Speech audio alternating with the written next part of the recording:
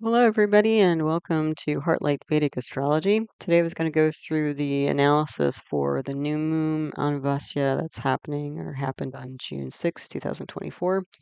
And it seemed like the overall message of the moment is helping self by helping others. And then, if you've noticed here, this photograph I've taken, I don't know if you've ever seen one before, but this is actually a banyan tree. So it's a very interesting structure, and I don't know if you can tell from here. But actually these sort of like roots, I don't know if they're actually roots, but it looks like they're roots like coming down from branches. And then this thing kind of, you know, grows out from the center. So it's a very interesting tree. I took this photo when I was in Hawaii, but there's a reason why I'm pointing this out. So let's keep going here. Before I get too deep into it, the information presented here is for educational purposes only and should not be considered medical, financial, or professional life advice of any kind. If you are in need, please contact an appropriate professional for support. You might take a minute or two to read the rest of this disclaimer. Um, if you're new to Vedic astrology, also known as Jyotish, or my videos, all of my teaching videos on the subject of Vedic astrology are in my concepts playlist so that they can all be found there in an easy way. Wherever you see a double asterisk in one of my talks, that means there's a teaching video on that subject if you'd like to learn more about it. And I'm all about playlists, so that the videos are easy to find on certain topics. So I have like a planets grahas playlist, a houses bhavas playlist, a yogas, a planetary combinations playlist, so that you can learn more deeply about these different areas of astrology. And if you like to learn astrology by looking at birth charts, I've done a lot of analysis of famous people, places, and moments in time. And I published a video called Birth Chart Archive List 2024, where I have a list of all the charts I've analyzed and the video you can find them in because they're not usually one-off videos. I usually do 2 or 3 charts, like during my monthly analysis videos, for example. And you wouldn't know necessarily that, that these charts are in there. So especially since this is an interpretive type of talk, I incorporate a lot of different concepts, as you can imagine. And so these are videos that may be helpful to you to get more out of this talk or to learn more about astrology. So North, South, and East Indian style charts. I do cover Western style charts in that as well, but it's not part of the title. Introduction to navigating a birth chart. Introduction to the constellations or rashis. Constellation or rashi categories. Planetary aspects. Natural, benefic, and malefic planets or grahas. Chidra grahas or planets of vulnerability. Planetary exaltation, debilitation, bhavam, house of the house concept, nakshatras or lunar mansions. There's a lot of yogas in this analysis today. So yogas are different planetary combinations. So there's budhaditya yoga, the intelligence combination, parivartana yoga, exchange of houses, saraswati yoga, the artist combination, pravraja yoga, life focus combination, kala sarpa yoga, an ambition combination, and gaja kesari yoga, networking combination. So if you don't know those yogas, you'll probably learn something about yogas today through this talk. And then also the lugna, also known as the ascendant rising center first house. All right, so let's look at the chart. Where's my cursor here? Okay, here for the chart in this moment in time. Then the moon nakshatra is in Rohini. Rohini is, the story behind that, the symbol of that. Well, not the symbol is an ox cart, but the story behind Rohini is that of the 27 nakshatras, and you can kind of think of that as like in this tale, 27 wives that were had. And the most beautiful, attractive, seductive wife was Rohini. So you have all that kind of energy in this nakshatra of Rohini. So beautiful, attractive, like the most attractive. And because it's the moon and the moon represents the mind and emotions, we're talking about a really attractive, beautiful mind here. So again, a lot of deep emotional stuff going on here. Now, the context here, of other things going on in the world and kind of the worldly plane. We have Shani Jayanti, which is like the birth of Shani. Shani is Saturn. Saturn.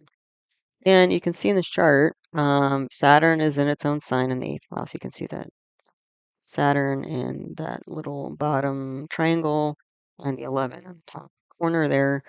11 represents the 11th constellation of the zodiac, or Aquarius, which Saturn owns. So Saturn is in its own house. And the thing is, this eighth house represents things like deep psychology. Okay? The other thing is that Saturn happens to be in a nakshatra called Purva Bhadrapada right now. So Purva Bhadrapada is symbolized by the front legs of a funeral pyre. So a lot of destruction, endings, death with this nakshatra, and Saturn is a planet that represents similar things. So with that really strong Saturn in Purva Bhadrapada in Aquarius, Aquarius is a fixed air sign, so it's like a long-standing, paradigm, thought paradigm. Something is getting blown up here, or there's a lot of, if not blown up, there's a lot of upheaval, going on in something that's usually pretty solid here. The other thing with Saturn in its own sign in the eighth house, this indicates when you have a really strong eighth house, like a planet in its own sign, or sometimes Rahu Ketu, that can indicate somebody who has like a very alternative mindset. And the other thing is that the eighth house can represent esoterica, so things like um, yoga and Ayurveda and Jyotish, Vedic astrology, and other, esoterica, like maybe tarot card readings and other forms of divination and that sort of stuff.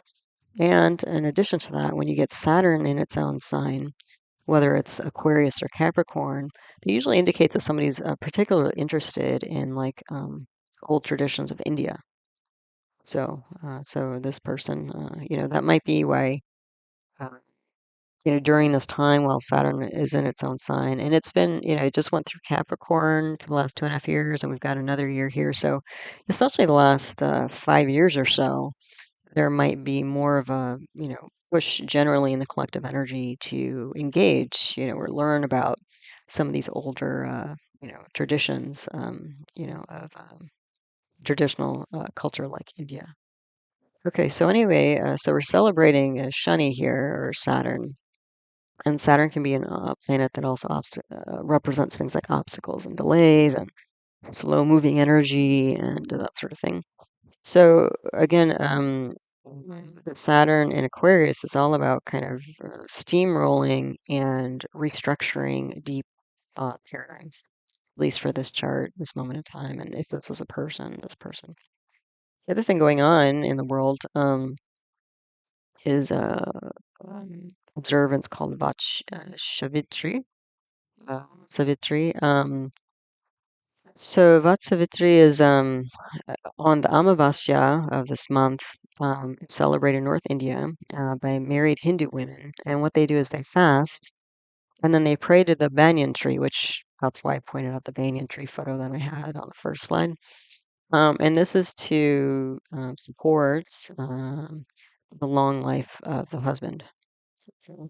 Apparently, a similar thing, I don't know if it's called the same thing or not, but Vatsavitri in South India is actually started or observed at the coming full moon. So the North Indian women celebrate this event 2 weeks before after the Southern women in Southern India. So that's also important because what is that about? Like, it's about protection. It's about loved ones. It's about connections. It's about longevity, as is Shani. Like Shani it's the slowest moving planet. It takes 29 or 29 and a half years to go through the whole zodiac. Slow moving planet, but it also represents endurance. It represents things like antiquity. So from Shani Jayanti and this Vatsavitri, holidays or festivals that they are, we're seeing like longevity here. We're seeing protection here. We're seeing, even fasting and praying. Those are two kind of restrictive type of activities, more than like going out and having a feast. It's like the opposite of having a feast. And, praying, taking that time in solitude, which Saturn can represent solitude and, the inner world. Um, those are very Saturnian type of activities, as opposed to something like if we had a very strong Venus. Venus in this chart is strong because it's in its own sign, but it's combust, so you won't see this external kind of luxurious celebrating type of energy. Um, but people, again, for the Vatsavitri, they'll be going in. And again, 2 weeks is not necessarily a short amount of time, to do a fast and this sort of, observance. And then the banyan trees apparently live or exist for a very long time. So again, in various ways, we have this energy of endurance here, both in the Dasha period as well as like the Shani Jayanti and the Vatsavitri, um, you know, festivals that are going on.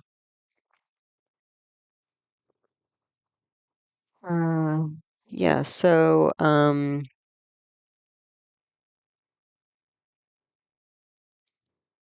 yeah, hold on just 1 second here. Okay, sorry for any glitch in the audio. I realized I was recording on the wrong slide, so it didn't. It was the first half was right, the second half was not. So anyway, I think I have it fixed now, so it should make sense to you in the final production. Anyway, so anyway, that was a lot of background here in terms of the energies that are, kind of embedded or kind of as a foundation for this moment in time. But let's go through and look at the chart starting at the lugna. So we have here, as I mentioned, we have a Cancer or Karka, Karka is Sanskrit for Cancer. This is a movable water sign. So movable is going to give a lot of action, and water is an emotional sign. So there's a lot of emotions here going on. Okay, or this is also known as charajal in Sanskrit. And so, as I mentioned, because of the kind of churning that's going on here, because the moon is new, it's combust, um, there's going to be some, I would say, instability here in the first house. In the first house, the lugna always gives sort of an overall vibe, feeling, gestalt to the whole chart. So not only is the moon the ruling planet of the chart combust and new and starting a whole new cycle. So, this whole chart is indicating a start of a whole new cycle. But you also have Swa. So Swa means a planet in its own sign. Mars, you can see Mars here in the 10th house, in its own sign of Aries, the first constellation, is aspecting into Cancer. Mars is a very fiery planet, and it's a very innovative, kind of rebellious, take charge, initiative type planet, and it's in its own sign of Aries, which is a Chara Agni sign, so a movable fire sign. So there's a lot of action here. And Mars is in a nakshatra of Ashwini. So Ashwini is symbolized by the Kumara twins, who are the celestial healers, and they ride around on horses. So there's this kind of like cavalry rescuing type energy to that. So there's some sort of like emotional rescue, or amelioration, healing attempt here. The thing is, Mars, even though it's Swa in its own sign and it's strong in the 10th house, it's debilitated in Cancer. So that's going to add a little, even more kind of upheaval and chaos to this first house here. So it's an emotional, very emotional moment, and not a very, I would say, luckily the ascendant here is in Pushya, so emotional nourishment and stability, but um, there's this mixed energy of chaos and stability here in Cancer, the ruling sign of that chart. In Cancer in the natural zodiac, so the natural zodiac is when you take the first constellation and put it in the first house. Cancer represents the fourth house of home and family line. So now we're getting into long-standing emotions, which is, kind of vibe of this chart as well. So, and so because Mars is in its own sign in the 10th house is all about, activities you see during the day. And so there's some, obvious kind of innovative effort here potentially to save chaotic home. That's what's going on here, or at least try to ameliorate some pretty chaotic emotions. If the home, because again, we're not just talking about home, but yourself is home because the first house represents the self. So it looks like somebody's trying to kind of straighten themselves out emotionally, is what I'm saying here. So the Lignatia is this new moon. So usually, when a moon is new, we consider it weak because it doesn't have, it's so close to the sun. It's blocked by the sun. It's not reflecting the light of the sun. But the moon has gone to the 11th house, which is a kamasthana. Kama is enjoyment, so this is a house of enjoyment. So that's interesting. So, again, there's this attempt to engage in new activities to create more emotional stability and nourishment. And the moon has gone to the 11th house. So it looks like, again, if this was a person, they're looking to relax and enjoy themselves, and get a little bit of space and get a little bit of lightness potentially. And the 11th house represents things like clubs, groups, and society. So it looks like this person is looking to potentially socialize, get out, meet new people, to give themselves a few moments of lightness to, as we'll see, as I started with, that Saturn and Purva Bhadrapada in its own sign in the eighth house. I mean, that's some pretty heavy duty energy, and that's some pretty heavy duty shifting and changing long term, and probably for the good because Saturn's in its own sign. So it's going to give the best of what Saturn can offer. But this is still not an easy, deep internal shift going on here. And so it might be that this person, to give themselves a little bit of, lightness and enjoyment and kind of to balance all this heavy energy of Saturn, is looking to socialize and step out in that context. So this new moon is conjoined with Sun, and Sun is with Swa, so Venus in its own sign, but Venus is combust because it's so close to the Sun you can't see it. And we also have a combust Mercury here. And all of these planets, Moon, Sun, Venus, Mercury, are all in Rohini. So Sun is a leadership planet. It's also soul and purpose. Venus, as I mentioned, is also an emotional planet like Moon, and Mercury is the other mind planet. So this is about some sort of soulful enjoyment of self, and again, probably with others, because you have all these all the benefic planets here. So you have Venus is a benefic, Jupiter is a benefic, Moon is usually a benefic, but it's new, so it's kind of a mixed energy, or we would say an exaggerated moon. And Mercury is there. Mercury is about socializing and talking and traveling, getting out there. So, um, the thing though is that, again, even though you have this conglomeration of five planets and the 11th house, which is a pravraja yoga, a life focus planet, a life focus combination. So again, this person is focusing on, looks like socializing of some sort. This house can also represent something like income. So there might be two stories here, but because of the planets here, I was thinking it's more about socializing to help, create a lighter mood and, get a little bit of space, from this heaviness that's going on a deep level. But the only two planets you can see in this mix of five is Sun and Jupiter. Jupiter was just combust until June 3rd, so just until, or June 2nd, just until a few days ago. So Jupiter's kind of coming back online, but you've got three Venus, Moon, and Mercury combust. So the energy of those planets, when a planet's combust, then their energy is not seen so much externally because it's eclipsed by the sun, but their energies are deeper. So you've got two mind planets, two emotional planets here. It's a lot of internal mind emotion stuff going on. And also the base here. So this is all happening in the sign of Taurus. Taurus is ruled by Venus. So again, there's still some, instability here even with this attempt to, looks like, socialize and, join some groups or something.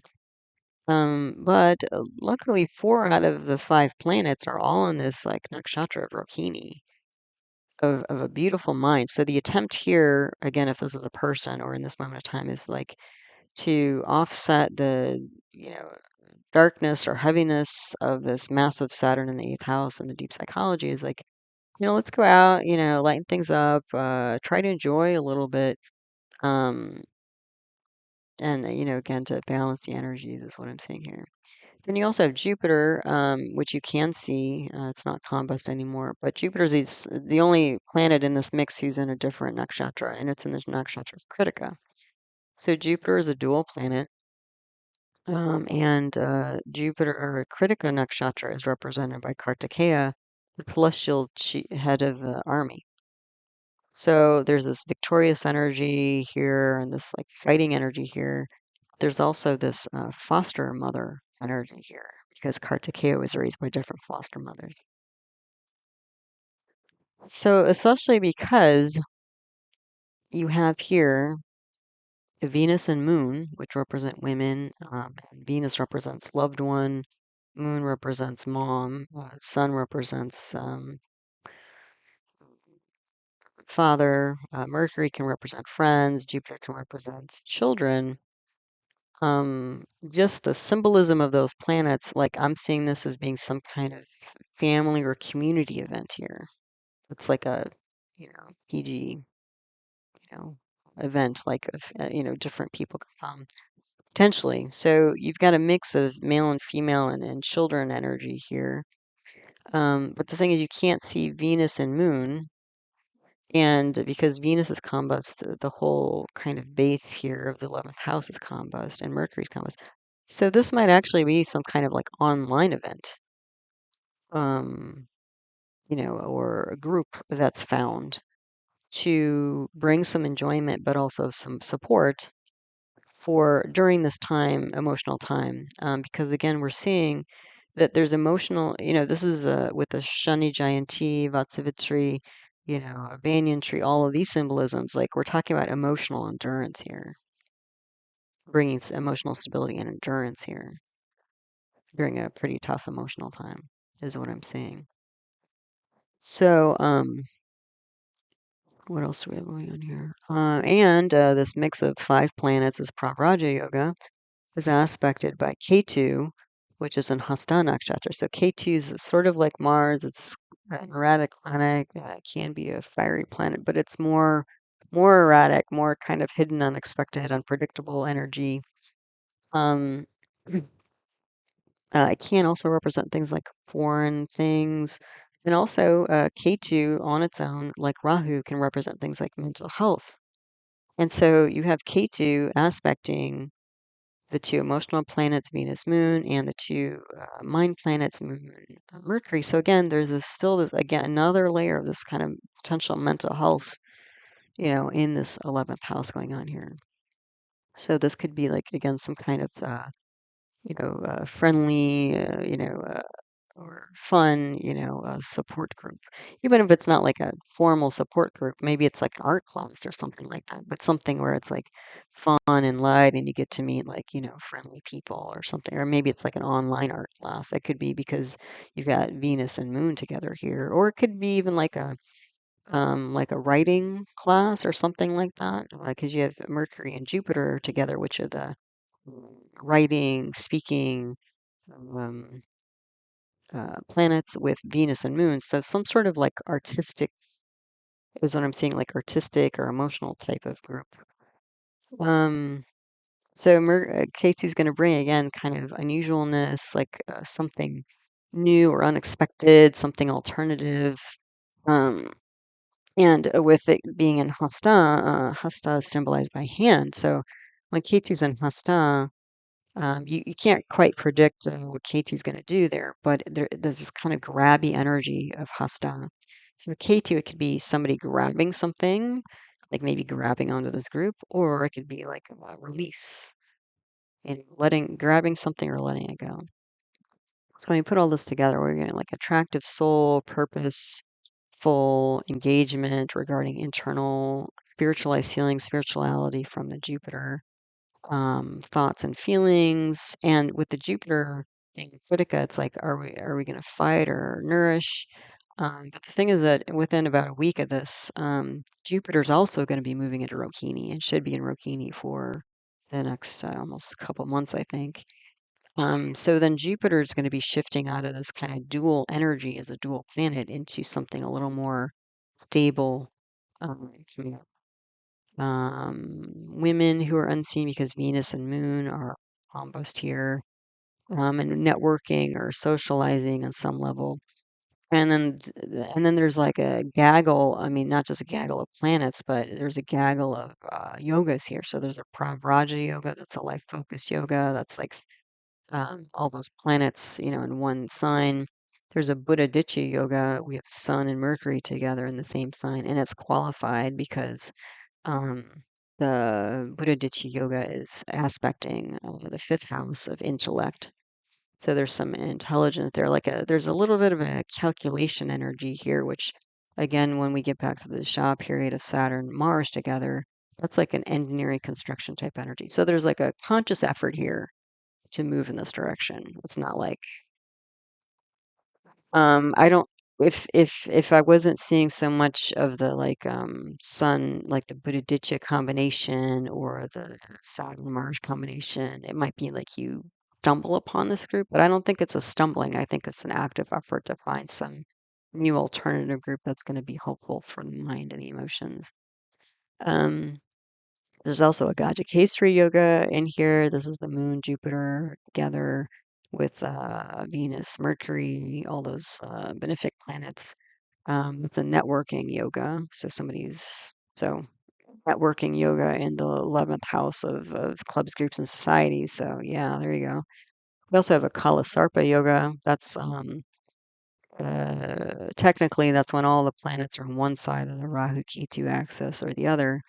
And we do have Saturn on one side, but because Saturn's so slow and because Moon is so fast, I don't usually include those planets when we look at Kalasarpa. So I would take this as a Kalasarpa, which is an ambition type of energy, as well as it gives that unusualness that Rahu and Ketu bring. And then we have Ruchika Yoga. This is that Mars in its own sign, which I don't have a video for, but that's a Raj Yoga. It's a yoga of power.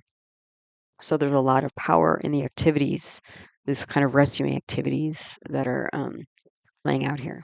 So again, I think the rescuing is of self because of emotional disturbances, that's long-standing, hardcore Saturn in the eighth house.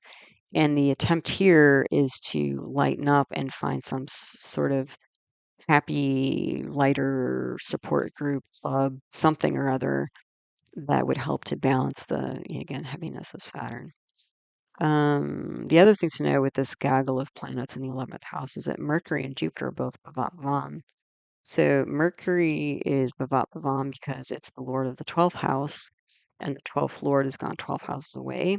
So that's going to be like one kind of loss after the other. So which I'll get into when I get into like the fifth house here. But this again could be like, you know, one kind of setback after another is what I was seeing here. And it's like, okay, there's only so much I can do. I can't necessarily wallow in all this heaviness. I need like some oxygen. I need to go to the surface, get some air so that I can keep moving forward. Because yeah, with this heavy Saturn in the eighth house, this could be like somebody feeling really buried by a lot of hardcore stuff that's going on in their life, thoughts, feelings. So that's Mercury bhavat bhavam. Then the Jupiter bhavat bhavam. So that sixth house is Jupiter, and sixth lord has gone 6 houses away. So, and the sixth house represents kind of like Mercury, where the 12th house represents losses and expenditures. The sixth house represents acute issues. So you can see, like, we've got a bhavat bhavam of the 12th lord, and we've got a bhavat bhavam of the sixth lord. So again, even though there's all these difficulties and setbacks, again, it looks like this person, this moment in time, is all about like, how can we bring some light, lightness, levity here, just go out for like a couple hours and like smile again. It might be that kind of thing. So, the chidra grahas in this chart are Mars, Venus, Saturn, and Sun. So, thing is that Venus and Sun are in this gaggle of planets in the 11th house, and Mars and Saturn maybe not so much. But when we look across the way here to the fifth house, I mean, even though, the eye naturally goes to the 11th house here, the fifth house is even more active than the 11th house because we have all these planets in the 11th house aspect in the fifth house. Plus, we have the aspect of Mars, plus, we have the aspect of Saturn. So basically, the fifth house has 7 out of 9 planets with their energy involved in the fifth house. And that's the thing is that all these the commonality between these chidra grahas is that Mars, Venus, Saturn, and Sun all aspecting the fifth house of Scorpio. So I would say that this fifth house issue is quite important. And the fifth house can represent things like creativity, which wouldn't be surprising because we have like Venus, Moon here, the two arts planets, um, and they're both combust. So this kind of we're going to get this Mars on it, this rescuing of the fifth house energy, and we have this heaviness of the Saturn energy from the eighth house. Then we have all these like Venus, Moon, Mercury combust with Sun and Rohini. So there's some attempt to especially rescue the mind and emotion of fifth house issues, which could again be creativity, but it could also be children. And we do actually have the planet symbol Karaka of children, Jupiter, uh, there in the fifth house. And because Jupiter is in the Krittika nakshatra, so fighting, victorious fight, and also fostering, one of the things that came to mind here is that, again, if this was a person, they probably have a lot of difficulty having children if they're looking to have biological children. And at this point, they might be considering some alternatives, like maybe fostering or adopting a child. Okay, so again, this gaggle of planets could also be family, or it could also be a work or social event. Because work events, because I don't have this here. Oh, because sure, why I had work here. Oh, because the sun probably. But it's like a fairly high-end, thing going on here because we have Venus in its own sign, even though it's convos. We have all these like, benefic planets here. So this is something that's like high-end, happy and lovely, as far as these things can go. Feeling well. But the thing though, and trying to feel well. But the thing is that it looks like the children and spouse are absent from this. So the reason why is that the spouse or partner is represented by the seventh house, and the seventh house is ruled by Saturn. And Saturn is in Purva Bhadrapada, not part of this party mix in the 11th house. So I wasn't getting that the spouse is part of this. Plus, spouse, this heavy duty energy of Saturn and Aquarius and Purva Bhadrapada is affecting, I would say, severely affecting the seventh house of partners. So it looks like not only is this person um, dealing with this heaviness of the eighth house, but so is the partner. It's really probably bringing the partner down. And the thing is, the 10th lord, or sorry, the seventh lord of Saturn has gone to the second house from seventh. So it looks like the partner or spouse is having a lot of difficulties with second house issues for them. So this is like family, inner circle, also communication. So they might be silent and distant right now, is what I was getting. And then the children also may not be part of this socializing because the fifth house lord is Mars, and Mars is not part of this party going on in 11th house. So I think again, if this is a person, it looks like they're taking trying to take a break, but in a you know in a way where Like, not like they're going off and retreating somewhere by themselves, like isolated in the woods or an ashram or something, but it looks like they're taking a break from the heaviness of what Saturn is bringing to their chart, because the Saturn is also aspecting their second house of family and inner circle. Um, so again, and then again, it looks like there's issues with children, whether it's about having a children or if the children are you know, walking around. There's difficulties with children, it looks like. So looks like they need a break. Even just a couple hours to go do whatever, maybe go to a spa or something like that. Again, I'm seeing this as potentially more of a like an online thing because Venus, the Lord of the 11th house, is combust. I was seeing this as more of a um, potentially online thing. It doesn't have to be, but maybe. Yeah. So, and then because we're dealing with the 11th house, even though I've mostly been talking about socializing, because of the planets and the nakshatras involved here. This could also be involving the 11th house, also involves income. So I listed the yogi, aviyogi, duplicate yogis here. So the yogi planet is Rahu, which is not part of this mix. And the yogi, aviyogi duplicate yogi is Venus. So Venus is combust, that's going to make it weak. It's in Rohini, so there's some like attractive energy here. And Venus being in its own sign, even though it's combust, will probably bring some stability or protection here, at least as far as inanimate things are concerned. So income will be protected, not necessarily relationships here. But Venus is the Ava yogi and the duplicate yogi. So Venus simultaneously represents wealth and earth in so many charts. So I could see a lot of cycling, merry-go-round type energy going on here in the 11th house of income for this, again, if this was a person. So, and because Venus is currently combust, I would think there might be some income, but it wouldn't be as strong as and that might be part of the income and stuff like that is actually socializing. That might be part of how this person socializes, like this Mars in Aries and Ashwini. This could be like organizing. So, this person might be organizing support groups, not only attending them or looking for them, but organizing them. It might be part of what they do, their job, their profession.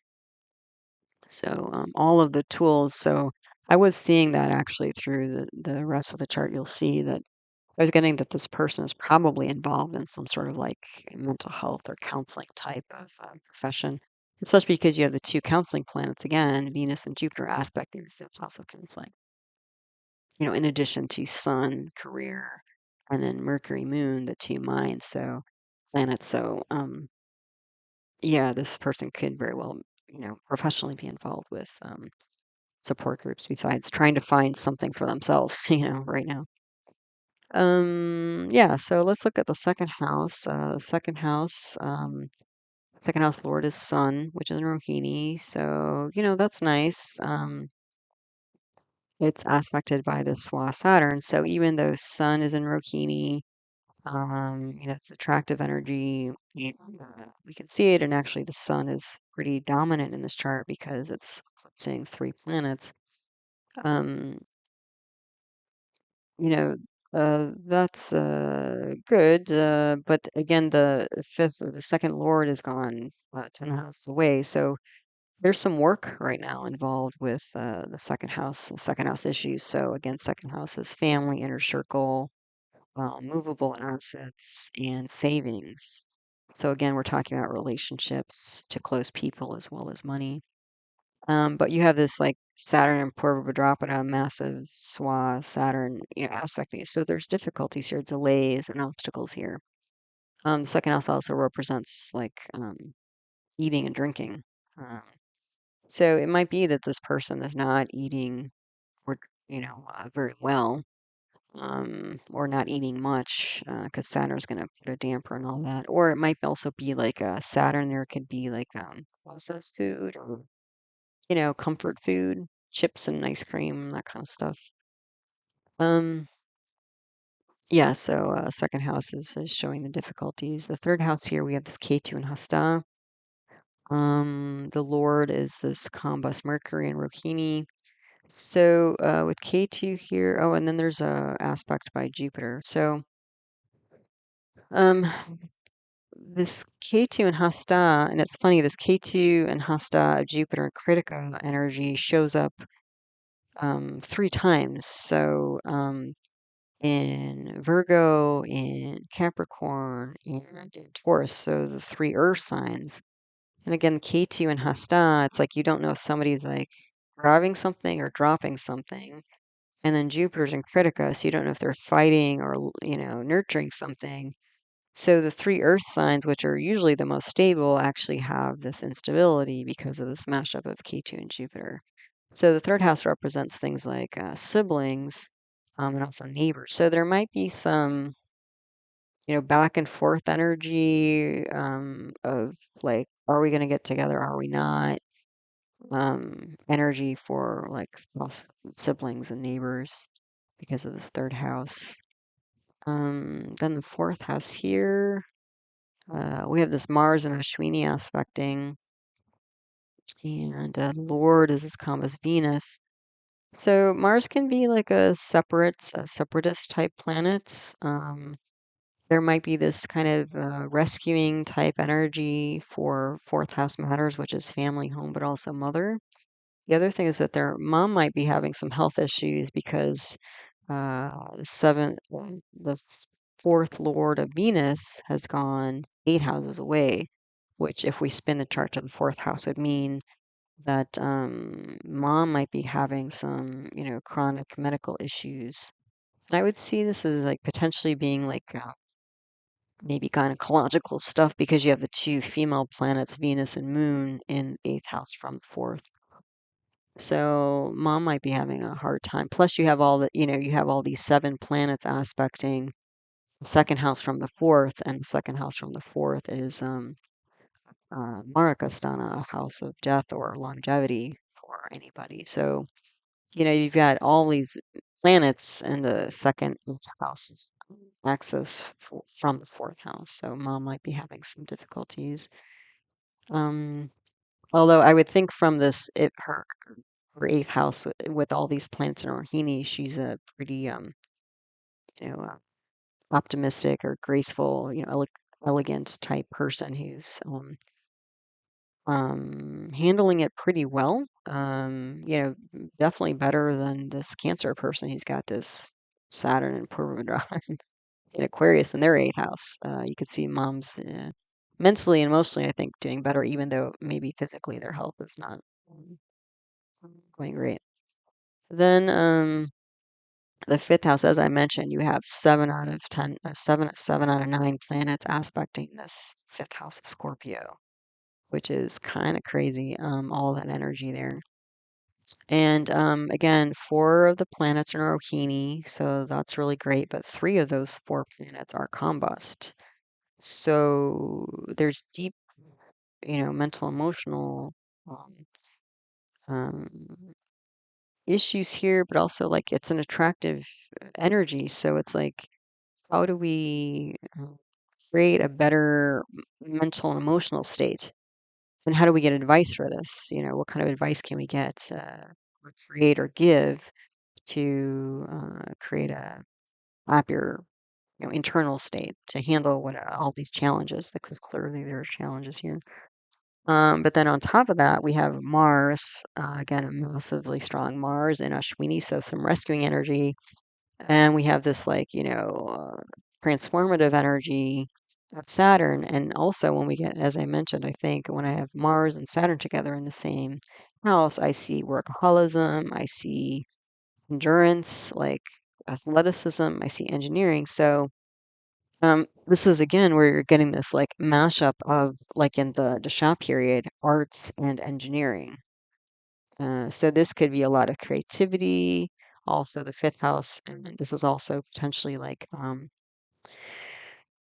what I was saying. Since we talked about children, this Mars and Saturn situation could be, you know, um, you know, fairly extraordinary means to create children, like maybe IVF or some other surgery. It could be surgery because Mars can represent surgery and Saturn can represent structure, especially if this was a woman or a man. It could be a man or a woman because of Saturn and Aquarius in the eighth house could represent like, sexual system issues. So, male or female. So maybe somebody needs surgery or some other procedure to make them able to have children. That could be going on here. And the thing that was that, there is, even though there's all this energy, and you could see this like, I mean, almost like obsessive energy. You don't have Rahu and Ketu here, but you have 7 out of 9 planets in this fifth house. I mean, that's like this fifth house is always going, almost always going to be active in somebody's life. Just that. I mean, even though you don't have obsessive planets, you have all this mind emotion stuff going on here. Um, and so even if it's not like medically trying to um, create more fertility, it could be also looking to adopt or foster children, that kind of thing. The fifth house also represents things like mantra, tantra, yantra, so some like spiritual practices, which, based on other things I'm seeing in this chart, this person is like quite spiritual, and that's probably one of the things they lean on when they go through challenging times or times of stress. The fifth house also represents romance, so there's that as well. So it could also be an attempt, like this person, because I mean, I'll get more to that, but I've mentioned a little bit already that the seventh house of partner, spouse-like partner, is quite challenged because the ruling planet for that house is this Saturn in Purva Bhadrapada. And you do have this K2 and Hasta aspecting there. So you don't know if the spouse partner is coming or going, and the Jupiter and Krittika fighting or nurturing. So there's definitely some instability and unpredictability going on in the seventh house of partner or spouse. So maybe if it could be a relationship breakdown, or distance separation. I could see here that there's all these attempts, like constructed, efforts here to create some romance. Especially because you have 4 planets in Rohini aspecting the fifth house of romance. Uh, light things up in the bedroom, kind of thing. Whatever. Um, so what did I write here? So advice, because of fifth house of advice with the 2 advising planets, to make some social effort, to revitalize children, romance, family. Again, this is all those planets in the 11th house. Impulse to have children, because all these 7 planets are aspecting the fifth house.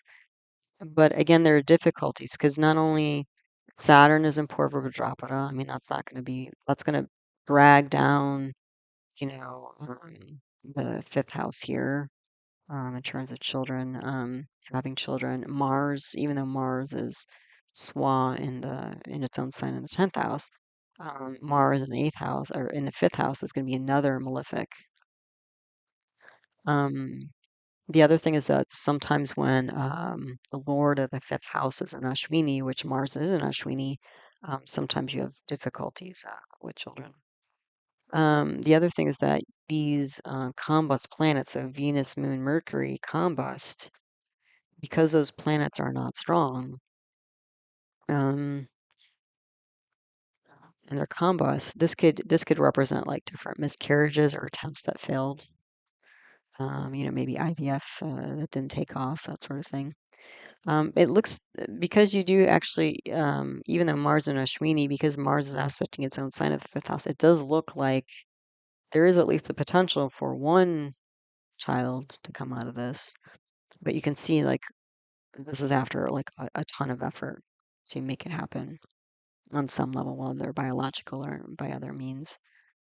Um, yeah.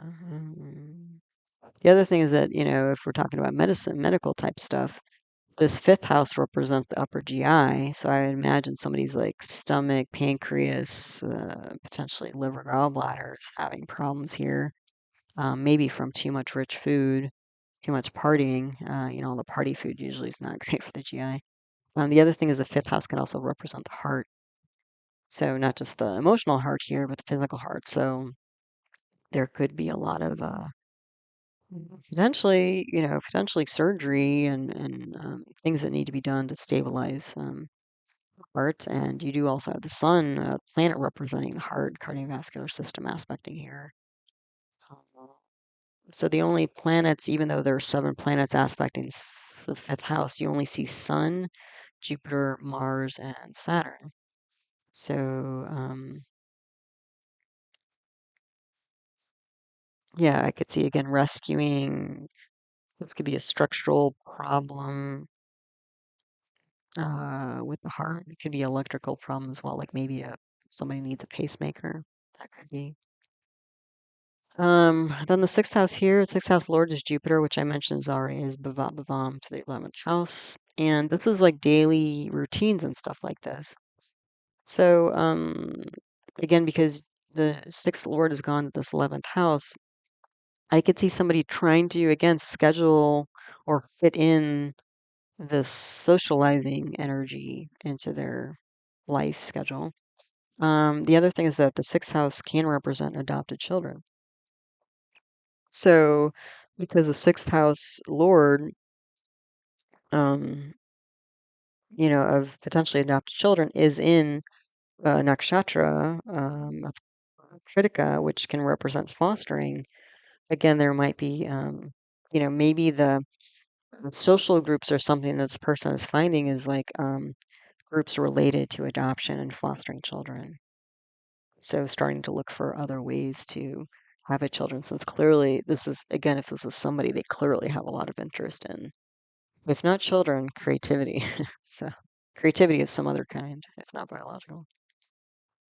So then,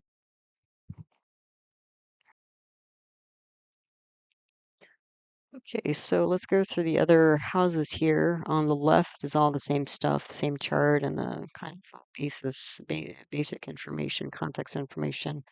And then on the right, we have the other houses. So the seventh house, I have been talking about that already. The seventh house lord is the Swa, Saturn, Purva Bhadrapada, aspected by Ketu and Hasta and Jupiter and Krittika. So again, spouse partners having difficulties with self and family because this strong Saturn and Purva Bhadrapada is lord of the seventh house. So if you spin the chart to the seventh house and make it the first house, then the next house of Aquarius is going to be their second house. So self and family, difficulty with speech. There could be a lot of anxiety, negativity, skepticism, because Saturn represents those things. And not only are they in the eighth house uh, for the native here, but even if you spin the chart, you're going to have this like Saturn Purva Bhadrapada in the eighth house of this spouse partner as well. Again, there could be some distance separation here. But the partner is, a practical sort, because Capricorn's a practical energy. So, I think the spouse partner is looking for practical ways to fight or nurture, or win, again, also improve things.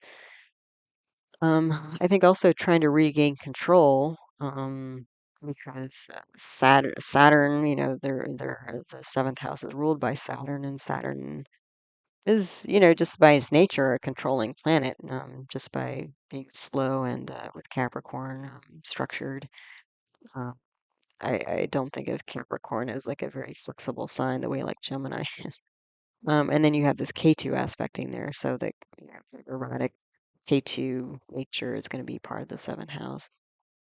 And that can bring confusion as well and predictability. So not quite sure what the spouse or partner is doing.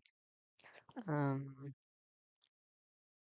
and what else? Oh, and then the spouse partner could also be having some business issues because the first house would be their seventh house of partner, but also independent business. And you have that Saturn, or not Saturn, Mars aspecting and debilitated in Cancer, and then um, what is it? The Lord of Cancer Moon is combust. So, and then, oh, I didn't mention that either, that this Venus, this gaggle of planets on the 5-11 axis, that could also be marriage and family counseling, potentially.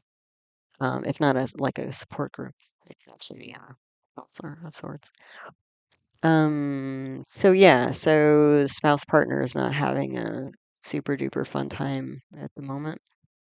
And I think they're actually probably more uh, deep in it. I think they're doing what they can, but again, they're not the ones seeking support. They're trying to maintain structure in the family, whereas the Cancer person is the one who's looking more for kind of outside positive influence. Then the eighth house here, I've been talking about the whole time. So the Swa, Saturn, Purva Bhadrapada, difficulties remodeling deep mental structures, alternative thinking, like even something like how is this moment can be a positive transformational time, you know, because something deep is breaking down here in terms of the mental structures, um, and not necessarily in a negative way. But something that um, whatever changes are happening here are going to have long-lasting effects on this person, in terms of the whole again their paradigm of life and so yeah, it's pretty deep. Um, Then the ninth house lord is Jupiter. We have Rahu and Revati. Revati nakshatra, it's includes energies of like hospitality and travel. And because the ninth lord is in this mix of planets here, and the ninth house represents things like father, authority, guru, satsang, religious communities, essentially. I could see how this potential support group or social group, whatever, is essentially being organized or sponsored by um, maybe the father if it's a family event, but uh, I could see like a religious or spiritual group because and even if it's like something related to adopting children, a lot of at least what I've seen, not that I'm deep into it, but a lot of what I've seen is that at least in the United States, a lot of adoption foster events and discussions are organized or led by religious or spiritual groups as a way to, fulfill that drive to be a parent, um, but through alternative means, more than just the biology. Um, and again, the event here is like art because the event that's being organized is, probably artistic or creative or involving women, children, writing, speech, education, because Venus and Jupiter, or not Venus, Mercury and Jupiter are the two education planets. Um, yeah. The other thing is, father could also be having health issues here, because you have Mars and Ashwini, potentially, but also Saturn is aspecting uh, the second house to the ninth. So this Purva Bhadrapada, Saturn Purva Bhadrapada energy is aspecting the Marakastana, house of longevity for father. And then this seven planets aspecting Scorpio. Uh, Wait, hold on. 8. Oh no, never mind. But no, the Saturn Mercury combination, or Saturn Mars combination, second from the ninth. Father could also be having issues, but they might also be trying to, again, salvage family stuff, especially if mom's health issues are, at stake here or in the mix here. Um, then the 10th house, we have the Swa Mars aspected by a Swa Saturn. So again, new efforts to shift or heal a situation. Through I would say deep mental anxiety and pain, or that's what the Saturn Purva drop in the 8th house is giving. Then the 11th house that I've been talking about since the beginning, Swa combos Venus plus four other planets here, or five planets when you count the aspect of K2. So taking control by organizing or attending an unusual event, probably a social event or charity events, maybe an adoption, fostering, children type event. finding support, finding a supportive online community. Again, I've seen children without moms here, foster parents community. Also ups and downs of income. I mentioned that already. The other thing I wrote here is Vicky Donor movie. I don't know if you've ever seen this movie. It's a Hindi movie, so it's an Indian movie. It's called Vicky Donor. It's fairly old by now. But the plot of the movie is that there's this couple, and the wife really wants to have children, and they keep trying, and it doesn't work. Um, and then in the meantime, the husband, before they got married, did a lot of sperm donation. So they have this kind of, super special sperm that's, very vital and stuff like that. So while the wife is struggling, mentally, emotionally, and physically to like have a child, for a while the husband keeps secret that he's actually father to a number of children through sperm donation. And then when she finds out, she gets upset and they separate and then they have to make up or whatever. But at the end of the movie, not to spoil it for you, but she's still, out of sorts about the whole thing. She's frustrated with her own journey and not being successful, and then she's upset with him, and then also, at least in the movie, there's this stigma attached to sperm donation. I guess at that time, yeah, period or whatever. So she's generally, she's upset about her situation. She's upset about him being a sperm donor. Um, and anyway, what happens is that the doctor, the fertility expert, who sees this going on for his client who donated all his sperm and, their marriage, in trouble or whatever, the fertility doctor organizes a huge party and invites all the families that have had children due to the husband's sperm donation. And it's like a huge party, families or whatever. And all the families are, happy and with their kids, and the kids are running around playing and stuff like that. And so when the wife comes out and she sees all this, like she's quite emotional. Like it helps to change her. I don't know why I'm getting emotional all of a sudden, but it helps to change her perspective on her husband's sperm donation.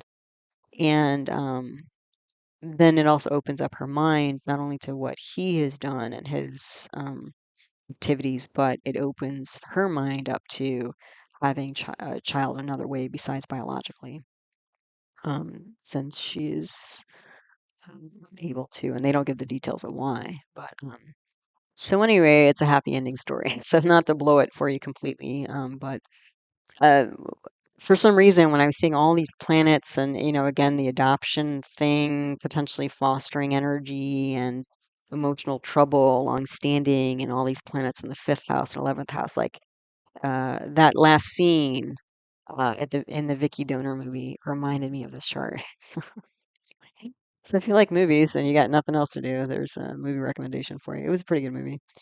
Um, so then the sorry, then the 12th, that might seem random, but there was a point to me, including that movie reference. So then the 12th house here, the 12th lord is a combust Mercury, and it's on bhavam to the 11th house. So these events, in addition to it's going to bring basically 12th house issues to the 11th house. So, and Mercury is a planet that represents travel, as does the 12th house. Maybe something overseas or a little bit distant, or, again, if somebody's looking for support for fostering or adopting a kid, like maybe they're looking at other countries and stuff like that. That could be. And it'll also be a charity event. Um, so maybe the thing is that, again, since we're talking about Vedic astrology here, and the horoscope, we always say, is a karma scope, that what may be helpful here um, is potentially by helping other people, maybe getting involved with helping other people, even if it's just socially, not necessarily the foster adoption, child idea, but just going out and going to a charity event of some kind, like maybe a soup kitchen or a fundraiser. This could also be a fundraiser for sure.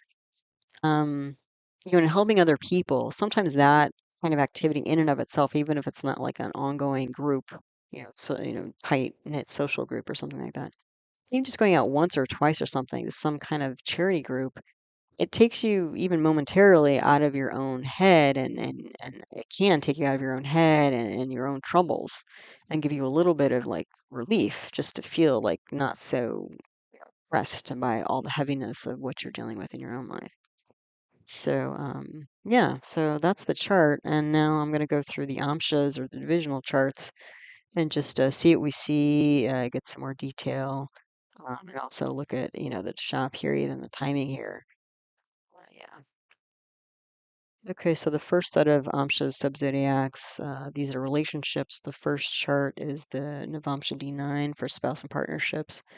And the second chart is the Drake and a D3 for siblings. And just as a reminder at the top here, I have the current Dasha period, the Moon, Venus, Saturn, Mars.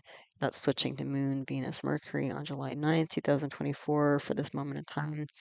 And then what I've done, because again, these amshas subzodiacs are mostly used for timing. So I've circled the Shah period planets here. Okay. So in this Navamsha here, Moon and Venus are not well placed. They're in the 12th house here of isolation. And you can see Moon and Venus are the two longer term planetary periods here. So, yeah, as I mentioned, it seems like the spouse is having issues and they might be in kind of retreat mode to help deal with their emotions potentially. Um, it could also be because we also have not only Venus and Moon in the 12th house here of loss and expenditures, that could be isolated place of retreat. It could also be, um, like a hospital. Um, so maybe there, again, if there's some fertility issues or some kind of surgery or something that's needed, hospitalization that's needed, they could be involved with that. But again, this is going to be like a longer term thing here. And you also have Saturn aspecting these planets in the 12th house, so that's going to bring delays and obstacles. Um, and you do also have the Jupiter in its own sign in the 8th house aspecting this 12th house here. So, Jupiter in its own sign in the 8th house, that's actually a fairly optimistic thing, energy, but Jupiter's in Krittika. So it's going to be mixed here. Like, are we nurturing or are we fighting? Like, what kind of stance or approach are we taking this whole situation? Um,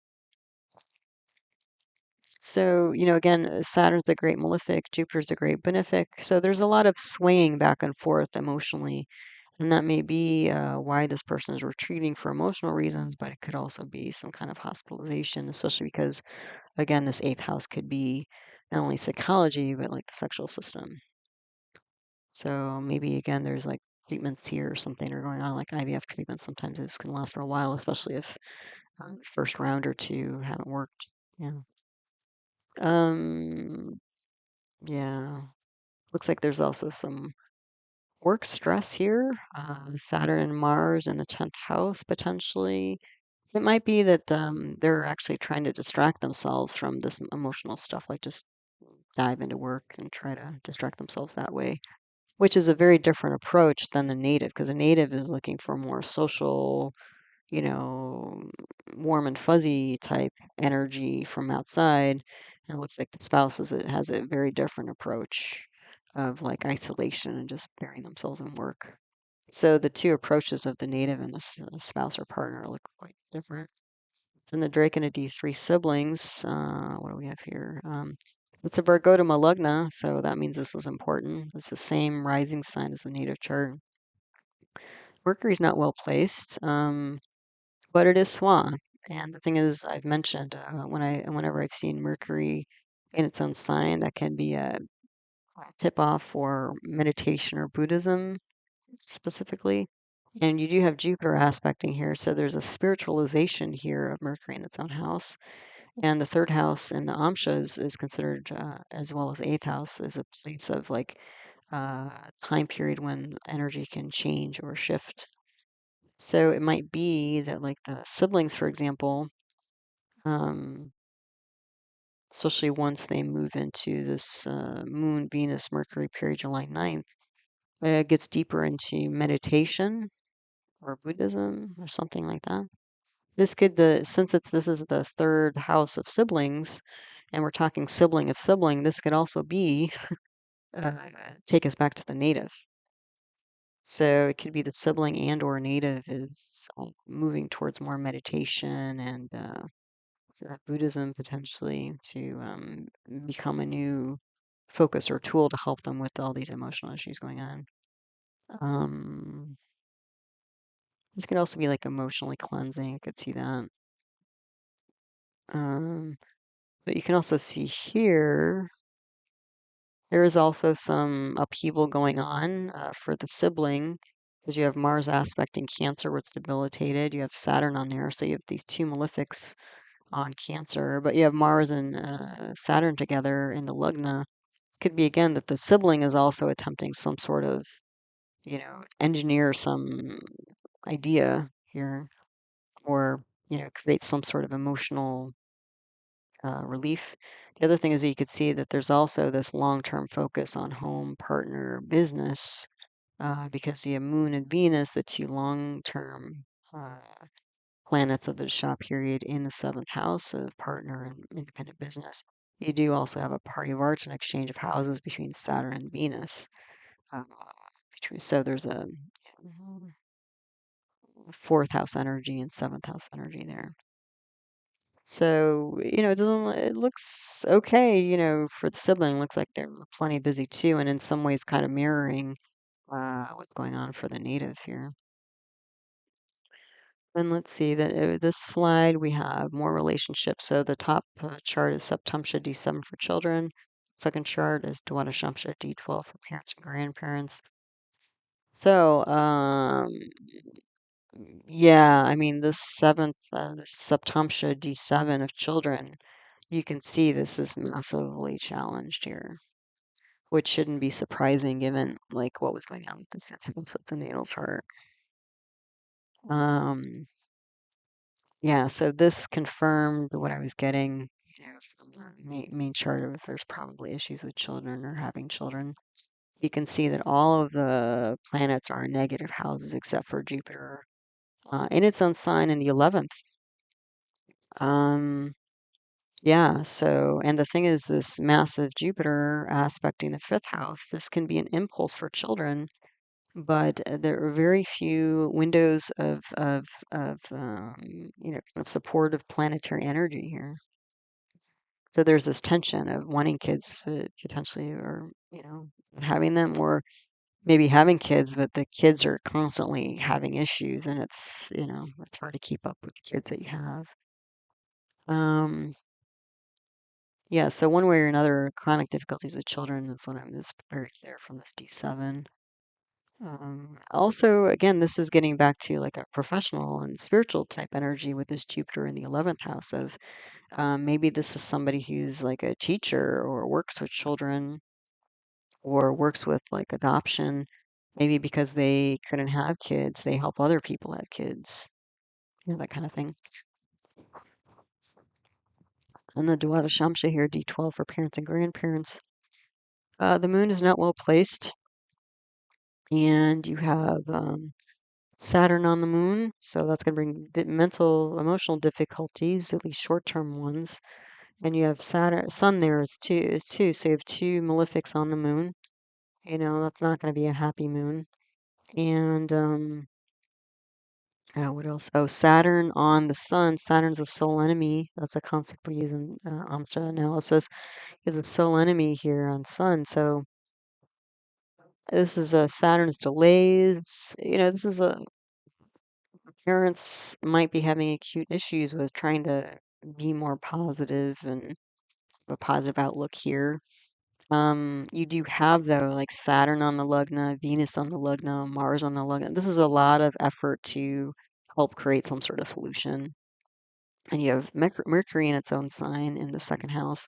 So a lot of communication, maybe education, research, and that sort of thing going on in terms of what the parents and grandparents offering. Yeah, they're looking for practical solutions here. They're advisors too because you have Saturn, Venus, and Mars on the Lugna, and even though Jupiter isn't active through this Dasha period, Jupiter's there as well. So you have the two counseling planets in the Lugna here. So yeah, parents are doing what they can to advise, and then the Jupiter is also aspecting the fifth house advisement. So yeah, so parents doing what they can to help out as they usually do. So. Okay, so now let's look at the subzodiac's anshas for education and career. Um, just to see what we see here. So the top chart here is Sadamsha D24 for education, and the second chart is the Dashamsha for D10 career. Um, as you can see in the D24, Moon and Saturn are not well placed, and there is a parivartana between Jupiter and Saturn. The other thing is that there's a second parivartan between Mercury and Ketu. So what that means is Jupiter and Mercury, the two education planets, are going to be all over this chart. But Saturn is going to be all over this chart, which represents obstacles and delays. And Ketu is a separationist, unpredictable energy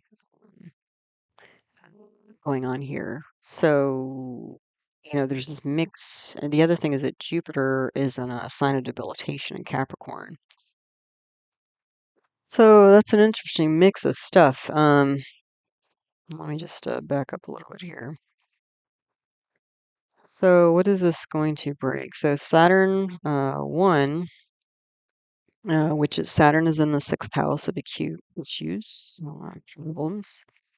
And because of the parivartana, you actually have Jupiter there as well. And there's some protection, maybe, of education, but there's going to be delay and obstacles. It's not going to be an easy ride. And then you have Saturn aspecting the moon. So Saturn on the moon is going to bring anxiety, skepticism, doubts, that sort of thing. And again, moon is Mahadasha here. It's the main planetary period. So there can be a lot of doubts and skepticism, anxiety related to acute issues of education. So again, we're seeing like mental, emotional issues here. What else? And then the other thing is that this Mercury, Ketu parivartana exchange of houses. So you get a parivartana between the seventh house and the 12th house. And Mercury going back into its own sign, especially when you have Rahu and Ketu there. I could see this being somebody who's like taking a break, potentially from education.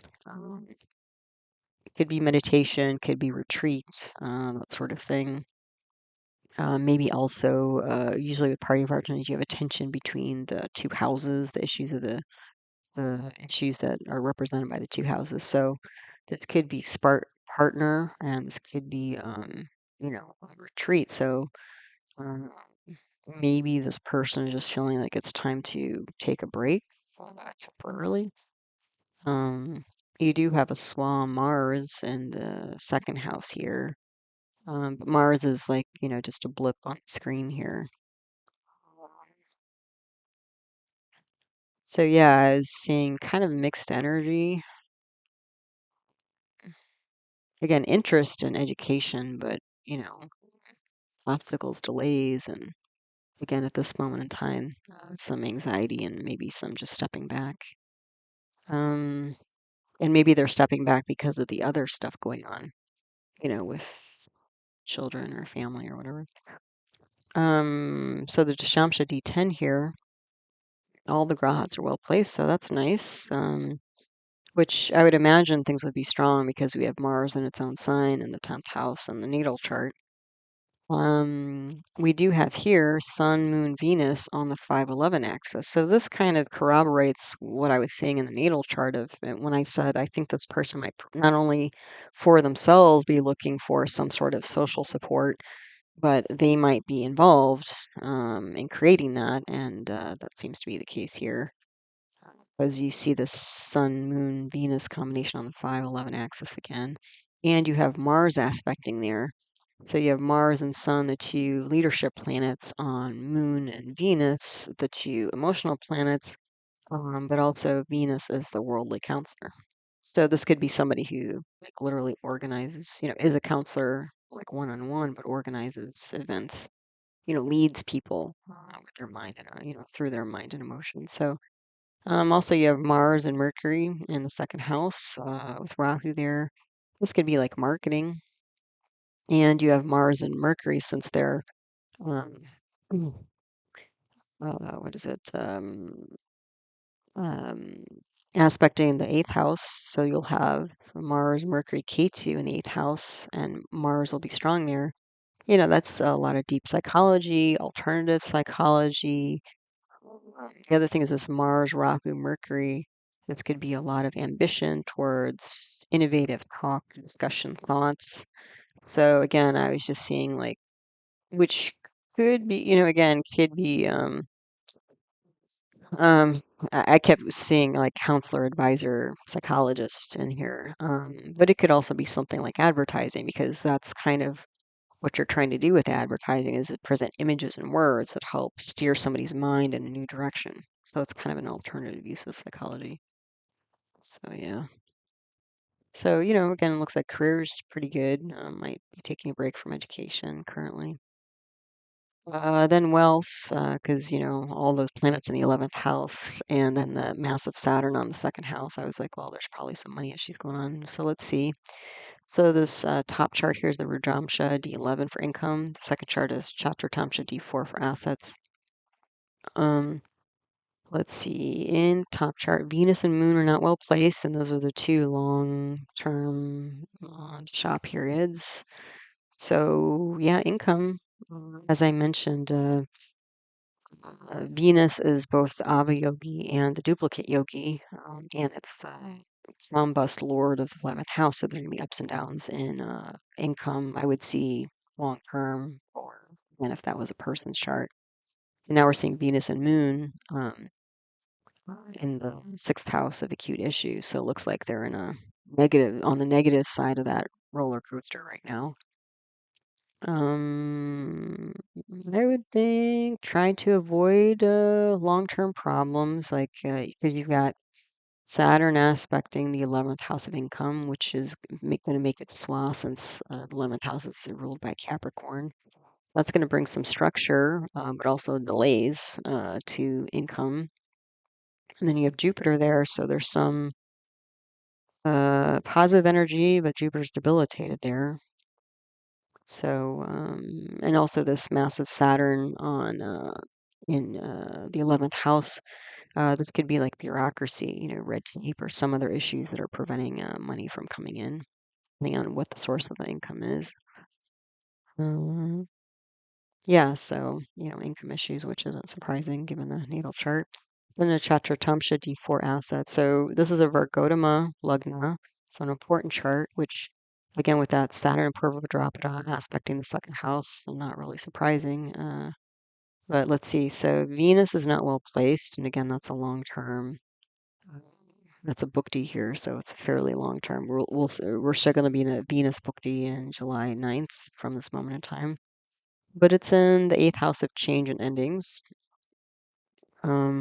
You do also have here Sun and Moon, mom and dad, in the fifth house of counseling in Scorpio, and Mars is Vargotum as well. It's in Aries again, and it's aspecting its own sign of Scorpio. So this could be like mom and dad advising um, uh, about property, or it could be advice about parents' property. It could be that as well. So maybe that's what's kind of if there's some income issues, it might be that kind of stuff. Overall, again, there's chaos again because Mars is aspecting the Lugna and Mars is debilitated there, so it's going to bring some erratic energy. This could potentially also be some hard conversations with family, partners, business associates, because you have Saturn aspecting the seventh house of partners and business and independent business, and the second house of family and oral communication. So, and you've got the two communication planets in the second house. So, yeah, so there might be some, like in the parents subchart, the parents are trying to give practical advice. This might be part of the advice that they're either trying to give, either in terms of advising the native about property or others kind of assets, or maybe within the family, like they're willing to give up or sell property or rent out property to generate more income, um, to develop assets here. Yeah, so um, yeah, definitely some changes again because Venus is in the eighth house of um,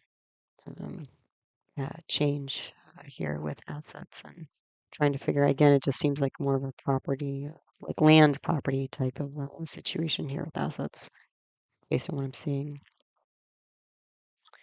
Okay, then we have the health amshas. We've got the Tajik Shishtamsha D6, acute illness and issues at the top. Tajik Ashtamamsha D8, chronic issues in the middle, and the Bamsha D27 for strength and resilience at the bottom here. So overall, these are pretty good, all things considered. In the top chart, Mercury's not well placed. It is both the ninth lord and the 12th lord. So again, since Mercury is aspecting its own sign in the ninth house, I was saying meditation, spirituality, and also retreat because of the 12th house rulership.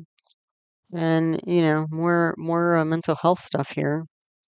Even though they're in positive houses, it looks like there's not deep stuff going on, but significant enough. But you have Saturn from the 11th house aspecting Moon and Venus in the 5th house.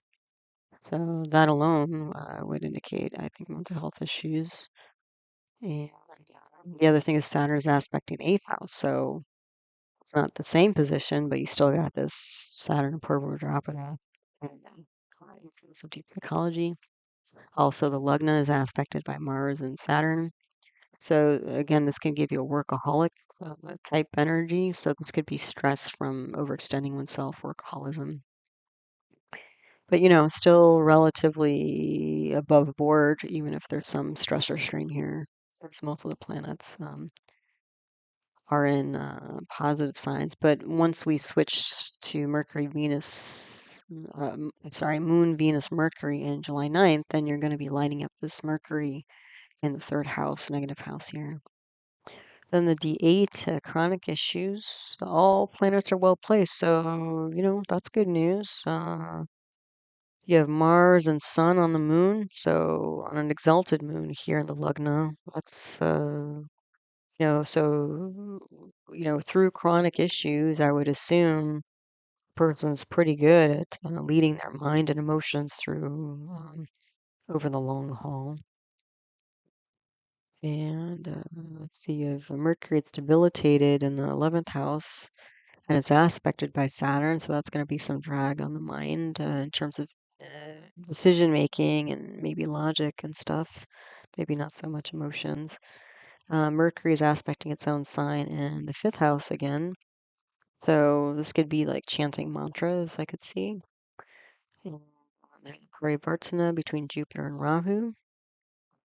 So spirituality, both of those planets represent spirituality. You can see they're both going to be related to the 8th house of deep psychology. So again, when this person talks about psychology, they're not just talking about like more conventional talk therapy. They're thinking of alternative routes and methods as well, so paradigms of psychology. And again, because there is so much strength here in terms of leadership, and then the other things too, I just kept thinking this person was probably like doing the psychology stuff on some level professionally. Especially if they have Mars in the 10th house, Swa, and Ashwini, their job could be like some kind of healer. Yeah. So let's see. What else do we have here?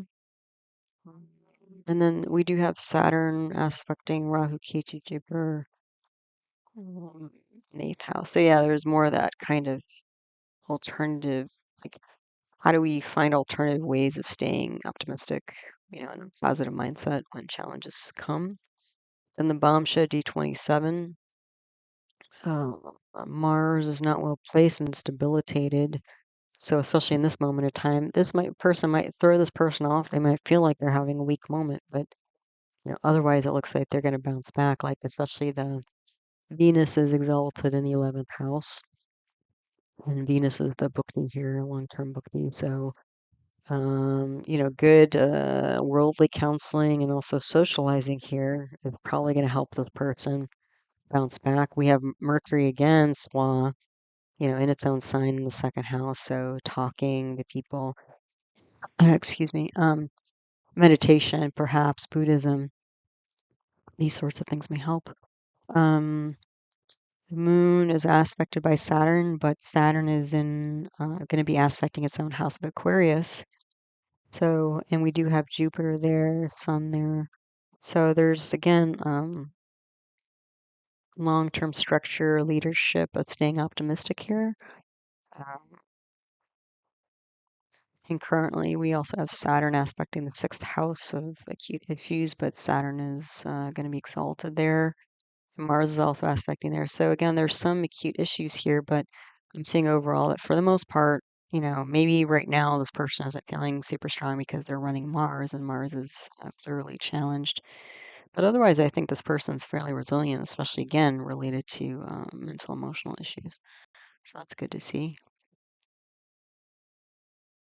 Okay, and then we have spirituality and worship at the end here. But even though it's last, you can see that both of these charts are Vargota Lugna charts.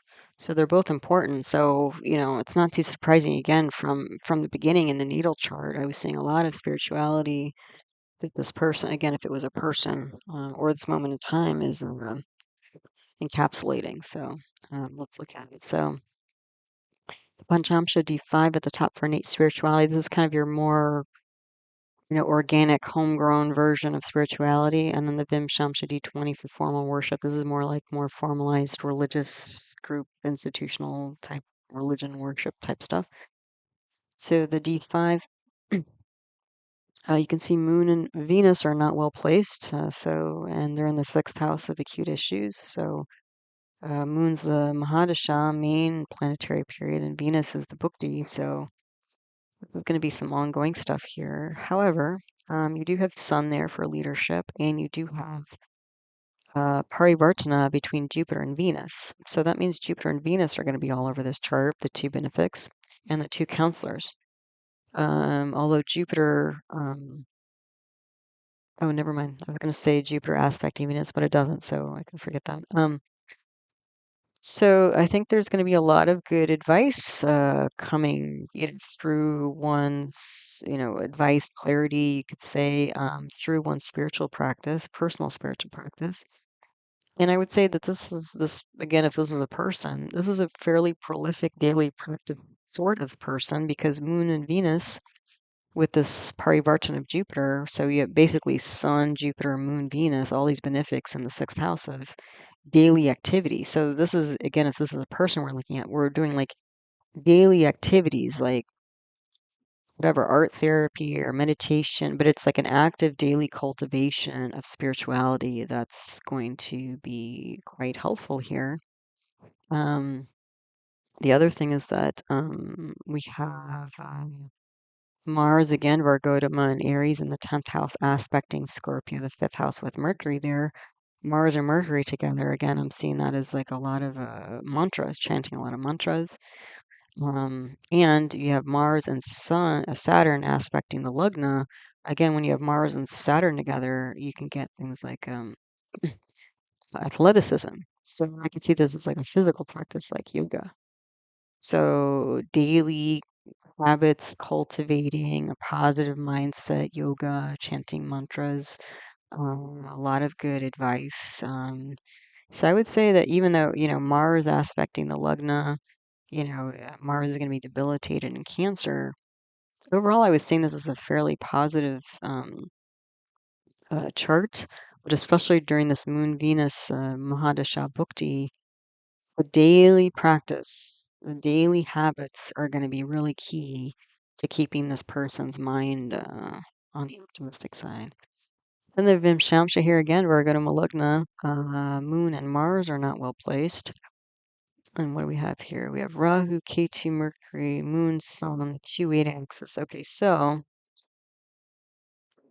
a lot of mental health issues. A lot of mental health issues, but Sun will be Swan in the second house, so a lot of talking. I think again, if this is a person, um, the formal worship piece, like if they get involved in more of a formal spiritual or religious group, what's gonna help them or be useful, or the motivation for doing that is that they actually get a chance to talk to other people about spirituality and other alternative means of maintaining a positive mindset. The other thing is, in addition to that, you have Venus exalted in the ninth house. So Venus is, the social planet, and it's exalted in the ninth house. So that's a very strong satsang, spiritual community. So it's about like good vibes and good conversations coming through formal worship here.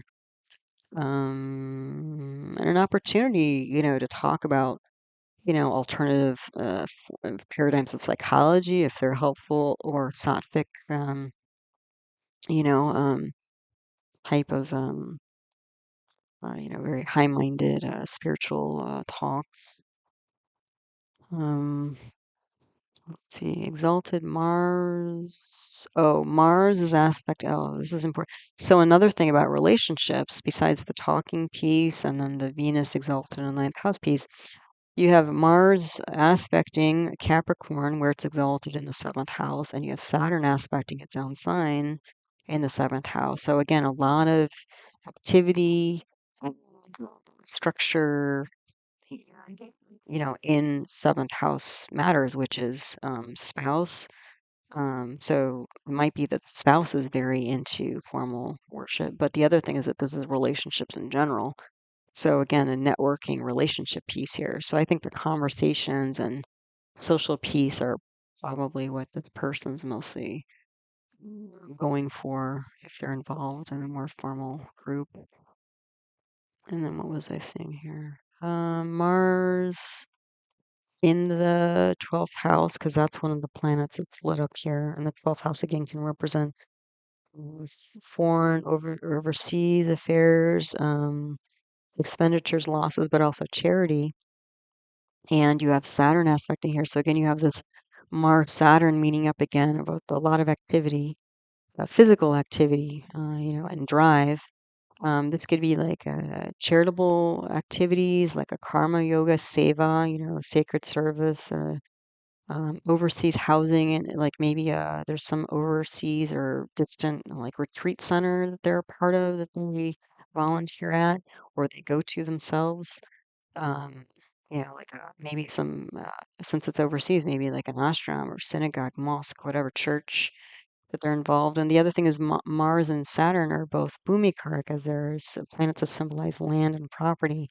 So again, there might be some like property um, related to the formal institution. The other thing is it could be something like Houses for Humanity. That's at least in the United States we have that, where I've gone to things like events like that where you go and for the day just random people show up and they have a bunch of hammers and nails and stuff, and you help put together very simple basic houses, or help for people who don't have homes, as a kind of karma yoga or seva type thing.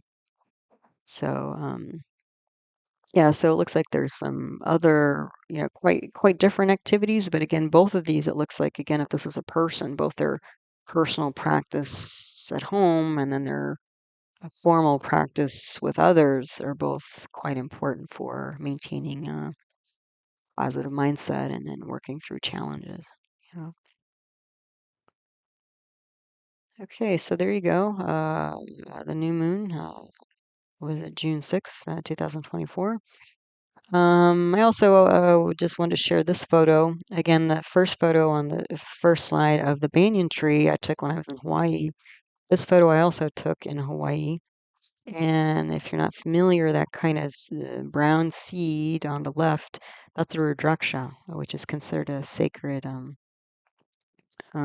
object. It comes from the rudraksha tree. Was it Aleocarpus janitris, I guess is the Latin name. And it's like amazing. I mean, it was like so unusual. I've never seen anything like that where you have these like blue seeds. And inside the seed, when the blue fleshy part kind of strips away, you get this like almost looks like a little walnut or brain or something is inside. And they do make like if you've seen the malas, like the prayer, the mantra, the kind of you could put like usually it's 108 of these on a string, create a mala, so you can count your mantras as you're going through. And so the Rudra, so Rudraksha comes from Rudra, which is the storm god. It's a form of Shiva, which is a god of destruction. And the other thing is that we have Aksha, so Rudraksha. Aksha means eye. So this is what I was seeing here is like the eye of the storm, protection from destruction. Blue color, usually blue is associated with the planet Shani. So this goes back to the Shani Jayanti, birthday of Shani, and protection from destruction. And so that was kind of again, it seems like, again, if this is a person or moment in time, the way to protect oneself from the challenges or just, potentially destructive energy swirling around is to create good karma for self and others by being part of, charitable events and things like that to create, better karma moving forward, even if the karma so far has been challenging.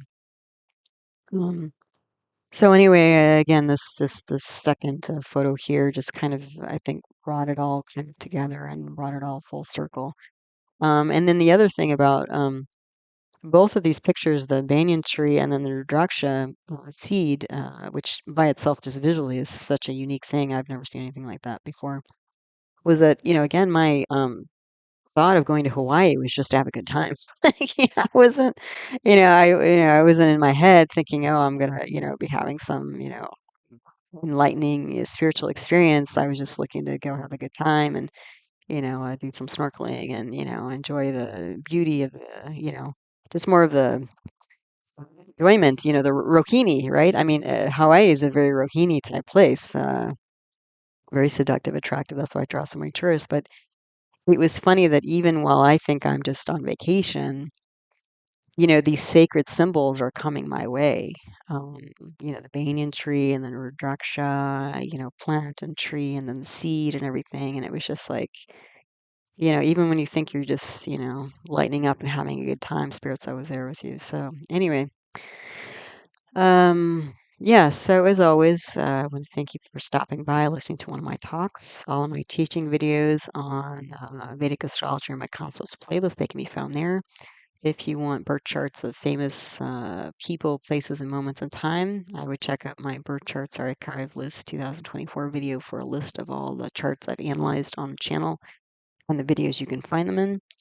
I do offer individual birth chart readings live on Zoom, and there's pre-recorded video. If you're interested in that kind of stuff, you can email heartlightastro@yahoo.com. I have another YouTube channel on natural medicine where I talk about other Vedic arts such as Ayurveda, traditional Indian medicine, and yoga, as well as other paradigms of medicine such as homeopathy and naturopathic medicine. The name of that channel is called Nature Source Care, so you can check that out if that's helpful to you. And as always, I hope you found this talk helpful, useful, and interesting to you as you navigate the energy cycles of your own life. So until the next one, take care. Namaste.